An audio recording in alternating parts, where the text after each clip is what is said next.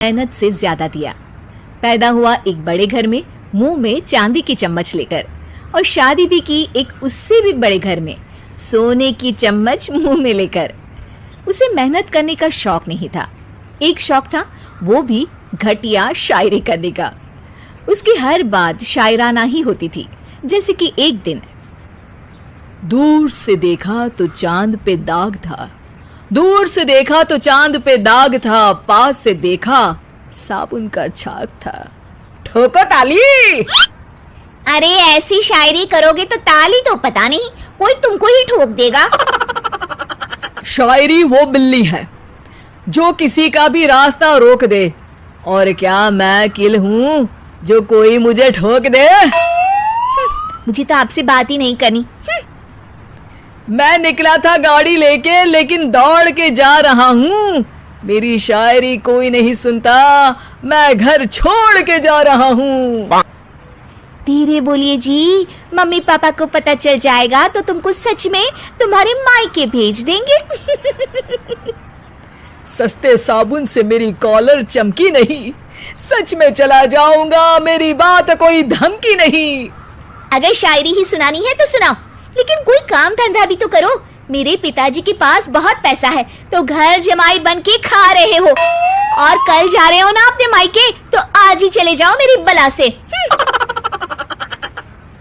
हमें तो अपनों ने लूटा, गैरों में कहाँ दम था हमें। अरे चुप हो जाओ, तुमको मिर्जा गालिब की कसम। अरे जाना है तो जाओ, लेकिन पहले मेरे मम्मी पापा से मिलकर जाओ, वरना वो क्या सोचेंगे। लेकिन विकी अकेले ही अपनी कार लेकर अपने मायके यानी कि अपने खुद के घर पहुंच जाता है। अरे बेटा, तू अचानक, बहू कैसी है? अरे माँ, बहू तो बिल्कुल बदल गई है, मुर्गी हाथ से निकल गई है। अरे क्या हुआ बेटा? उसकी आती नहीं है, मेरी जाती नहीं है, मैं करता हूँ शायरी, उसे भाती नहीं है। मेरे पास उसका फोन आया था बेटा, सही कह रही है वो, तुमको काम करना चाहिए तभी तो इज्जत मिलेगी। घर जमाई बनके सास ससुर के पैसों पर कब तक ऐश उड़ाते रहोगे?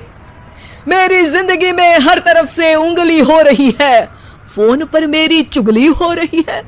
अरे चुगली नहीं कर रही थी बहू, वो तेरा भला चाहती है बेटा।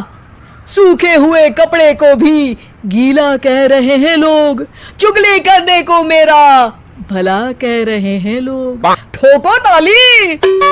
ये सुन के माँ अपने हाथ से अपना सर पीट लेती है।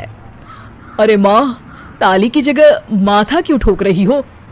बेटा तू ना आराम कर, तेरे पिताजी भी आने वाले हैं, खाना लगा देती हूँ।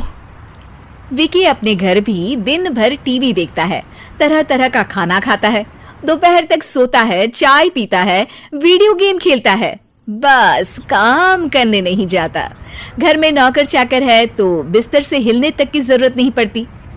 कई बार तो विकी अपने नौकरों को बिठाकर शायरी सुनाता रहता। कब जाओगे बेटा? अरे कैसी बात कर रहे हैं डैडी, क्या आप मेरे फादर नहीं? आप मुझे भगाना चाहते हैं क्या? ये मेरा घर नहीं। अरे नहीं बेटा, तुम्हारा ही घर है, हम तो चाहते थे कि तुम यहीं रहो और मेरा काम आगे बढ़ाओ, लेकिन तुम ही चले गए घर जमाई बनने। अरे मेहनत तो गधे भी करते हैं, मैं अच्छी किस्मत लेके पैदा हुआ हूँ, मैं घर जमाई हूँ, ससुराल का फूल गेंदा हुआ हूँ। ठोको ताली। पिताजी और माँ सच में ताली बजा देते हैं। ऐसा पहली बार होता है जब विकी की शायरी पर किसी ने ताली बजाई हो। अरे आप लोग सच में ताली बजा रहे हैं? हाँ हाँ बेटा, तुम्हारे ससुर का फोन आया था, बोला जब तक घर जमाई जी कोई काम ना करने लगे हमारे यहाँ मत भेजना। अब तू तो काम करने से रहा और तुझे रहना भी है हमारे घर में ही, करेगा भी शायरी ही, और बार बार ठोको ताली बोलेगा तो आदत डाल ही लेते हैं ताली ठोकने की। विकी उसी वक्त खड़ा होता है और बहुत गुस्से में सीधे ससुराल के लिए निकल जाता है। फिर से आ गए? लेकिन सुमन को देखते ही विकी पिघल जाता है। अब सुमन, आई एम सॉरी, आज से ना मैं सिर्फ शायरी ही नहीं बल्कि काम भी करूंगा। तुम अपने ऑफिस में बात कर लेना, कोई भी मेहनत का काम कर लूंगा। मैं घर जमाई बन के रहूंगा, लेकिन काम करूंगा और इज्जत से रहूंगा। मतलब सिर्फ तुम नहीं आए हो, तुम्हारे साथ तुम्हें अकल भी आ गई है। मैं अपने कारखाने का मैनेजर बनाता हूँ तुमको, कल से मेरे साथ चलना वहाँ। थैंक यू ससुर जी। थैंक यू से काम नहीं चलेगा, एक शायरी सुनानी पड़ेगी। है जरूर जरूर।